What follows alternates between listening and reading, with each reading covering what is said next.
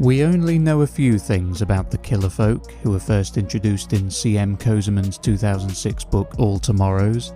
We know that they began life as star people, who themselves were created by Earth and Mars scientists in the 31st century.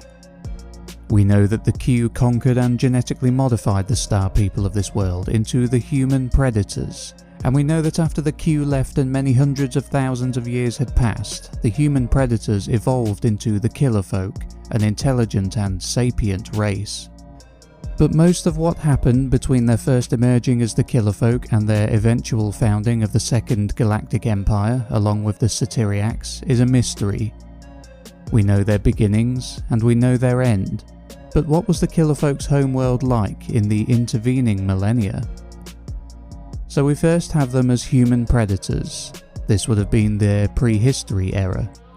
After this, they would likely have progressed in a similar manner to their ancestors, the Homo sapiens, and would have made their way through equivalents of the Stone Age, Bronze Age, Iron Age, Medieval period and Middle Ages, to name a few, eventually reaching a technological age, and then after that progressing in ways we can't yet imagine. Hunting and killing were extremely important to the Killer Folk, and according to the book, many of their religions allowed for sacred periods of hunting one another and engaging in duels to the death. So with this in mind, we can assume that for the longest time, theirs was a world of extreme violence. Throughout their history, they must have been some of the best swordsmiths and gunsmiths that the galaxy had ever seen, and that was only during their early history. Their early civilizations would have centered around killing, hunting, and dueling. It could be theorized that death in combat during these times was the most sought-after demise, much like the ancient Vikings of old Earth. The Vikings believed that brave warriors who died in battle stood a greater chance of getting into Valhalla, their idea of heaven. It could be that the Killer Folk had similar ideas, and in some of their religions, dying in combat could have been their ticket to a splendorous afterlife. It would be around this time that the hunter nobilities mentioned in the book began to emerge. A few thousand years later, some countries on this world could have grown to become similar to ancient Rome, with gladiatorial games, competing and spectating, being the #1 pastime. Later on, their world might have developed into a society resembling the Wild West of old Earth, where the killers now resembled fanged, high-tech cowboys. An age-old Killer Folk tradition might involve parents taking their children out, once they'd reached a certain age, to hunt down and kill their first victims, a fellow student in their school that they didn't get along with, perhaps. When one child killed another, the family of the fallen, while acknowledging that what had transpired was just a part of everyday life here and not having any personal feelings of ill will towards their child's killer, would then be duty-bound to engage in a long, bitter and bloody feud with the family of the victorious child. These ideas would probably have persisted throughout the millennia for much of their species' time in existence, and not just during ancient times. Killing was of such psychological importance to them that even in their more modern times and even into their highly advanced stages of technological development, killing was still perfectly acceptable in certain circumstances. It could be that professional disagreements in the workplace would be resolved by a duel, or promotions were handed out to the survivors of workplace brawls. Moving on from the Wild West and modern eras, the Killer Folk would have mastered space travel many centuries later, and would perhaps start to behave in a manner similar to the Yautja, aka the Predators from the popular Predator film series. The killers may have begun satiating their murderous urges on other planets, perhaps even travelling to the worlds of other future humans in an effort to capture and kill more exotic prey. Could there have been Killer Folk households with, for example, Pterosapien or Tall Breeder trophies hanging on the walls of their studies or living rooms? If the Killer Folk had begun voyaging across space in large hunting parties, it could be that they had reached and invaded the Bugfacers' homeworld. The Bugfacers were notoriously xenophobic due to what is described in the book as another alien invasion occurring.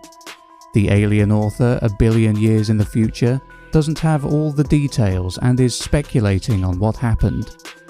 What if it wasn't an alien invasion but was in fact a killerfolk invasion that took place, with the Bugfacers simply believing them to be aliens as they had never seen them before?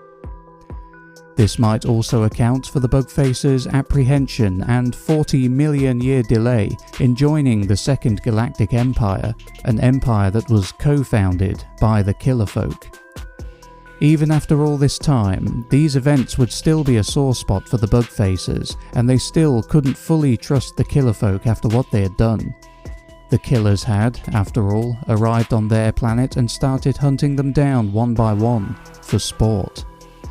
Perhaps it would be these events and the interstellar conflicts and diplomatic problems that arose that would be the catalyst for the Killerfolk in some regions deciding that they needed to change their ways lest they become the most hated race in the galaxy. Even with their level of technology and with the immense space-age weaponry that they had developed over many thousands of years, they were wise enough to know that making interstellar enemies was not a good idea. Killing was okay for them, but they were starting to see and appreciate the fact that the same attitude was not held on other future human worlds. It was around this time that tensions began to grow and boil over on their homeworld. Much of the population was growing weary of their old ways and wanted to become a world of peace and enlightenment instead. The other factions, however, wanted to keep their killing traditions alive. A world war almost broke out, and the irony of having to kill to stop killing was not lost on the peaceful side of the Killerfolk population. The anti-killing pacifists had plans, big plans. They wanted to found an empire of peace, of which other worlds could freely join if they wished to do so. There had even been peaceful contact with another civilization known as the Satyriaks, who, as it turned out, shared their ancestry of originally being star people who were modified by the conquering Q. Fortunately for the Killerfolk, this cataclysmic world war which threatened to destroy them all was averted, with both sides, while heavily disagreeing on the correct way forward, both knew that a suicidal world war was not the way to go. Being mere minutes away from a world war had shaken everyone to the core. It was time for peace. No more killing, no more duels, no more wars.